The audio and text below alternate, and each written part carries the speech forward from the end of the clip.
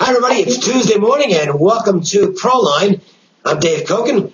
Jim Fight Sports being represented by John Cranton. We're going to talk about two games today. There's a doubleheader between the Diamondbacks and Rockies. We're going to look at both ends of that twin bill, and we'll talk about some other stuff as well. And we've got two offers to tell you about, and if you buy them both, you'll spend a whopping $8. That's right. minus the $3, and it's a guaranteed 3-0 sweep on tonight's schedule. I've got the Reds-Phillies game, also the matchup between the Mets and Cubs, and the Red Sox-Indians contest. All three games for $3. And I'm going to guarantee that you win all three games. If you don't, if any of them miss, you get a full week of my personal service picks at no cost. So pretty good. Three games for $3. Guaranteed 3-0 sweep. 1-866-841-1665, the number to call. It's 1-866-841-1665. You can also make sure to get my daily free plays. They're on a toll-free number on tape, 1-888-712-6800. And you can get them via text message as well. Just send a text, COKIN, to 313131. Again, that's text Koken to 313131. And you get the free plays each day. But the main thing is take advantage of this 3 games for $3. I got really hot the last couple of days, and I am streaky. But, baseball is a streaky sport, and I'm streaky in baseball, and I'm on a big hot streak the last couple of days. So now's the time to be with me. Get these 3 games for $3 with the guarantee, 1-866-841-1665. Jim's offer, John, he's spreading this out over 5 days, but he's charging only $1 a day. You can't beat that. That's right. For that, you can get 5 straight days of action starting today for $5. That's going to be all of Jim's personal service executive plays, and you get 3 sports all total. You get baseball, you get the NBA playoffs, and the NHL playoffs. 5 straight days of plays for $5 from Jim, and the number is 1-866-841-1655. Okay, let's look at this doubleheader between the Diamondbacks and Rockies in Arizona, coming off a nice weekend. Well, a lot of teams have nice weekends when they get to host the Twins. So a little grain of salt in that, but still Arizona will have some confidence going on the road to Coors Field. The Rockies coming home off a not-so-good weekend at Milwaukee, where the Brewers just are dominating teams. And Colorado obviously hoping to get back on track as they return to Coors Field. They'll play 2 here. The first matchup is lefty Joe Saunders for the Diamondbacks and lefty Jorge De La Rosa going for the Rockies. And De La Rosa is really tough to beat at Coors Field. The Rockies are 22-4 in his last 26 home starts. Boy, that's some tough stuff. It's been rough going for Saunders. He is not pitching well. He just hasn't been sharp. He's not really well suited. I don't think he's well suited for Chase because he has a tendency to get a little fly ball happy once in a while. He's a pitch-to-contact guy, doesn't get many strikeouts. His control's been off this year. He's given up a pretty good percentage of fly balls. I've got that right next to me here. It's not awful. It's 37%. Actually, it's 37%, that's around league average. But some of the rates are a little bit high. Home run rate is slightly high. So he's going into a field where it really doesn't set up all that well for him.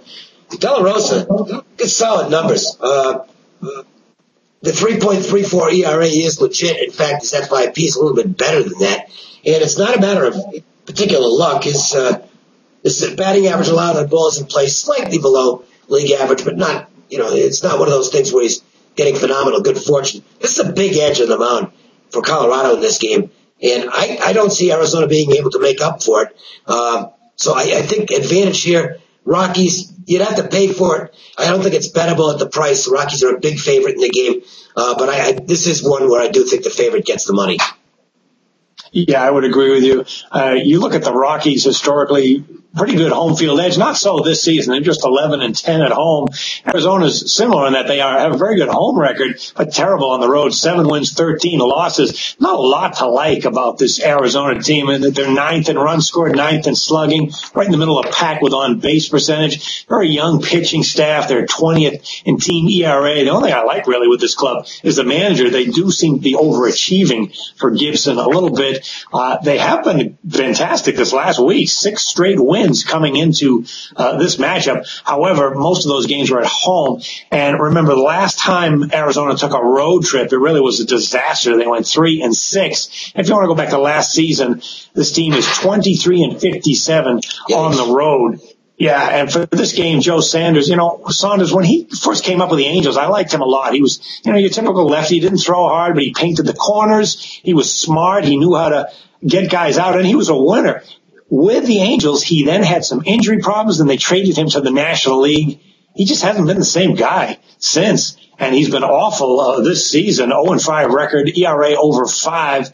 And what stands out about him is he used to be very good with control, and it's not so this year. He's getting more hits than innings pitched. 52 innings pitched and 26 walks. That's way too many. Terrible ratio.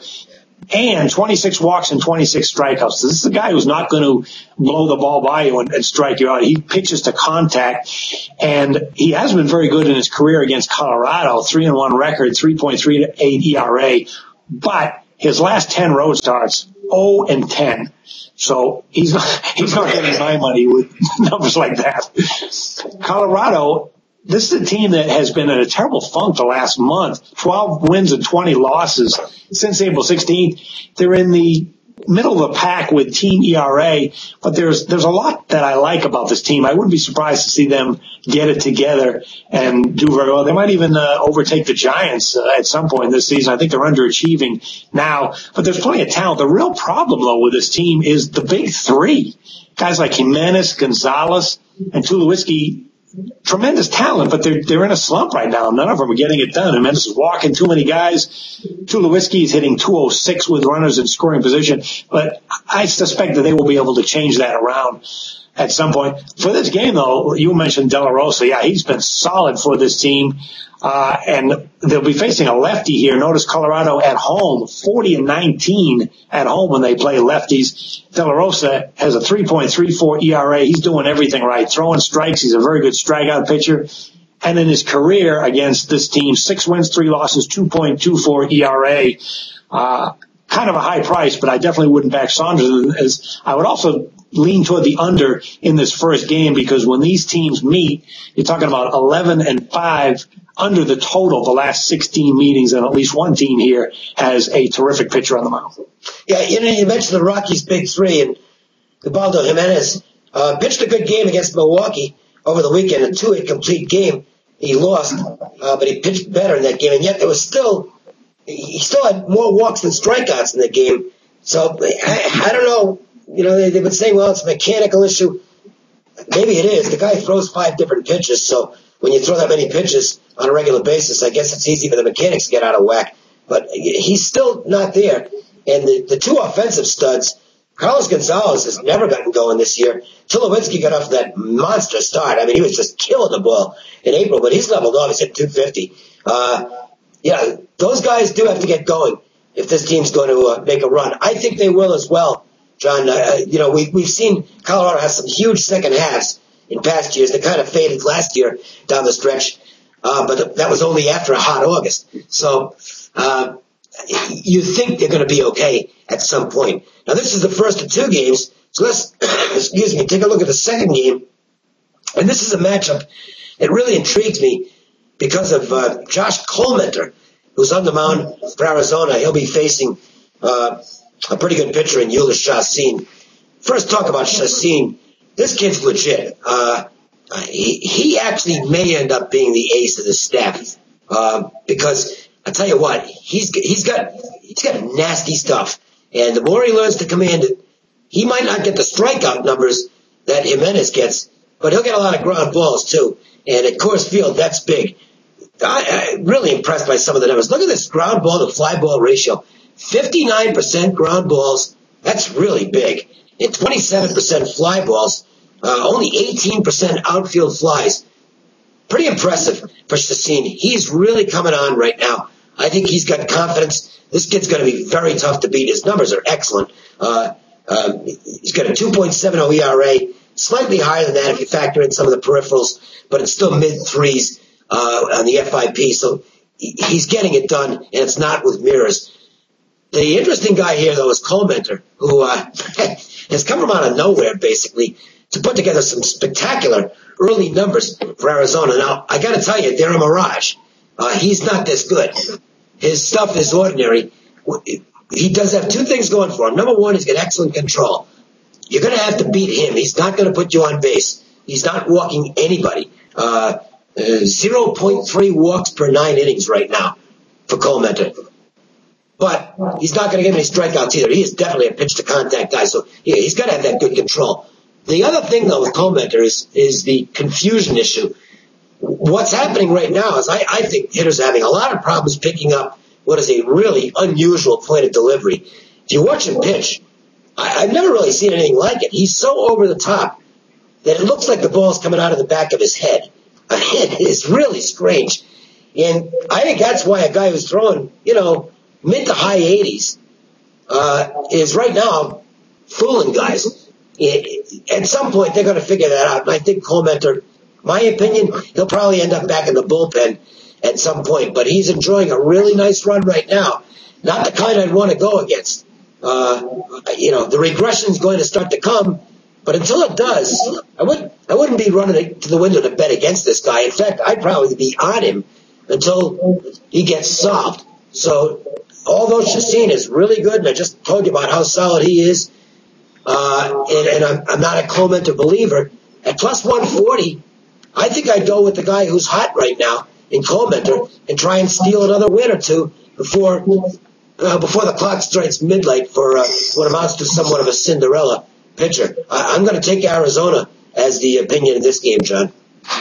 Yeah, I agree with you about Colementor. His numbers are absolutely sizzling. It's tough to look at a guy with a 0.69 ERA and say, you know what, he's really overrated. He's not a strikeout pitcher. Doesn't walk anybody. Has one walk and 26 strikeouts. And remember, he started the season as a reliever, so this will be his third straight start. Hasn't started much. And take a close look at those starts. He only went 6 innings in each of those starts. So this guy is not a workhorse, and he's not blowing guys away with strikeouts. He's more of a mirage, I think. And when the season ends, he will not have a sizzling ERA like he has now. This Chacin, though, for Colorado, he is a legitimate ace. I mean, the Rockies are a 500 team overall. They've been lousy the last month, and yet in his 9 starts, they are 6-3. This guy's a good strikeout pitcher, doesn't walk anybody. He comes off a win at Philadelphia, which is not an easy place to pitch, was outstanding, 7-1 victory, struck out 9 batters, and he did throw 113 pitches, which would be a bit of a concern. However, that's his game. I mean, in 7 of his last 8 starts, he has thrown over 100 pitches. This guy is a workhorse, and look at his home numbers this season. Of course, Field's not an easy place to pitch either. 2-1 record at home, 1.80 ERA, and opponents are hitting just 189 off him at home. And in his career against this marginal Arizona offense, boy, he has been dominant. 3-1 record, 2.10 ERA against the Diamondbacks. And take a close look inside those numbers. 31 innings pitched, just 21 hits allowed, 7 walks, and 35 strikeouts. So he really has owned this team. And I'll go ahead and do a small play with Colorado on this one, simply because minus 150, it's not outrageous, and I think they hold all the cards in this one. One of the things to consider in that game, you want to check the weather conditions and things like that, and check the usage of the bullpen in the first game. But if they manage to not get exhausted from that standpoint, in terms of using all the arms in the bullpen, you might want to look at the under in this game, because Colementor is pitching really well right now, and Chacin, he's been outstanding. And the odds makers are kind of tipping you off as to which way they think or how they think this game is going to be played. You've got a total of 8 at Coors Field, 8, and the under's the favorite. That doesn't happen very often at Coors Field. So, it sets up as one where if you combine the 2 ERAs of the pitchers, it'd certainly be 0.69 against 2.70, even though those are both a little bit slightly misleading, I would say. If you look at the FIP numbers for both pitchers, you got 2.48 versus 3.62. That's 6.10. Total 8 still would appear to have value, at least for the starting pitching on the under. But again, check those other factors. That's the beauty of a day-night doubleheader, is you've got time between games to kind of assess what happened in the first game before taking a stance in the second game. If the first game goes long, if it's an extra inning game, or if both teams have to extensively use the bullpen, you might want to start looking the other way because it sets up for an over. But if they get through the first game with anything untold, particularly if the pitchers do a good job and get maybe 6 or 7 innings out of each starting pitcher, I think you get a good opportunity for an under in the second game. A reminder, I've got 3 games tonight, 3 sides, and a guarantee that you're going to get all 3 winners. I think they're 3 good ball games, too. Reds taking on the Phillies, the Mets visiting the Cubs, the Red Sox battling the Indians. All 3 games must win, or you get a full week of my personal service plays at no cost. And the cost to get these 3 games, only $3. Guaranteed 3-0 sweep, $3. 1-866-8. What's the number? 1-866. I always lose my phone number. 841-1665. That's 1-866-841-1665. And John, a reminder once again that Jim's got a great offer for all sports for the next 5 days. Yeah, Jim's got a 5 days for $5 starting today. You get all of his personal service selection, not on one sport, but 3. You get all of his baseball, NBA, and NHL personal service plays. 5 straight days, $5 by calling 1-866-841-1655. All right, that does it for the Tuesday edition. We'll come back with another one on Wednesday. Hope you'll be back to watch that as well. For John Cranton, I'm Dave Koch, and have a great day. Another one on